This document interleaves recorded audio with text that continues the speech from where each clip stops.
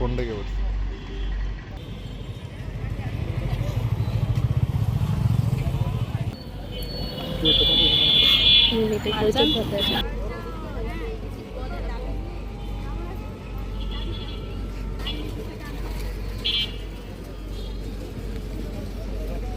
গাজীপুরের কালিয়াকৈরে মাদ্রাসার শিশু শিক্ষার্থীকে ধর্ষণের যে ঘটনা, তার প্রেক্ষিতে বিলম্বিত বিচার ব্যবস্থা, ধর্ষকের শাস্তি নিশ্চিত না করা, প্রশাসনের নিশ্চুপ ভূমিকা, এগুলোর বিরুদ্ধে আজকের আমাদের এই মানববন্ধন। আমরা মনে করি ধর্ষকের নির্দিষ্ট কোনো ধর্মীয় পরিচয় নাই। ধর্ষকের পরিচয় সে শুধুমাত্রই ধর্ষক।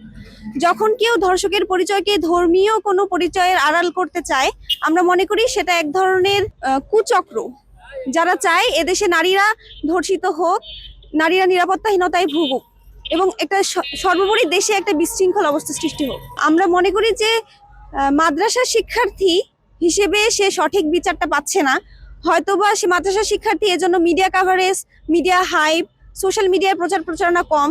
আমরা অন্যান্য যে মেইন স্ট্রিম মিডিয়াগুলো দেখছি সেখানেও এটা নিয়ে তেমন কোনো আলোচনা নেই। মুসলিম সংখ্যাগরিষ্ঠ একটা দেশ, সেখানে মুসলিম পরিচয়টাই মনে হচ্ছে বোঝা হয়ে গেছে। মাদ্রাসায় পড়ার কারণে আমরা ঠিকঠাক মতো প্রশাসনের নজর যে টানতে পারছি না, আমরা দৃষ্টি আকর্ষণ করতে পারছি না। 13 বছরের যে শিশু, তাকে ধর্ষণ করা হয়েছে এবং সেখানে বলা হচ্ছে প্রেমের সম্পর্ক। আচ্ছা, প্রেমের সম্পর্ক হলে কি ধর্ষণের বিচার হবে না? আর আমরা মনে করি না যে এটা প্রেমের সম্পর্ক ছিল। সেই শিশুর বয়স মাত্র 13 বছর।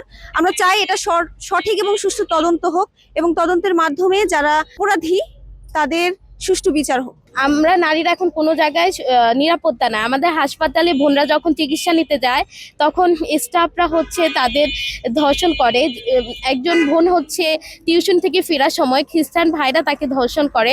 এরকম হাজারো হাজারো ধর্ষণ এই 10 মাসে হয়ে আসছে, কিন্তু কোনোটারই সুষ্ঠু বিচার আমরা পাইনি। ধর্মীয় নীতি অনুযায়ী, রাষ্ট্রীয় আইন অনুযায়ী আমরা এটা সুষ্ঠু বিচার এবং তদন্ত চাই। এমন দৃষ্টান্তমূলক শাস্তি চাই যেখানে পরবর্তীতে ধর্ষকরা ধর্ষণের চিন্তা মাথায় আনতে যেন তাদের শাস্তির কথা মনে পড়ে।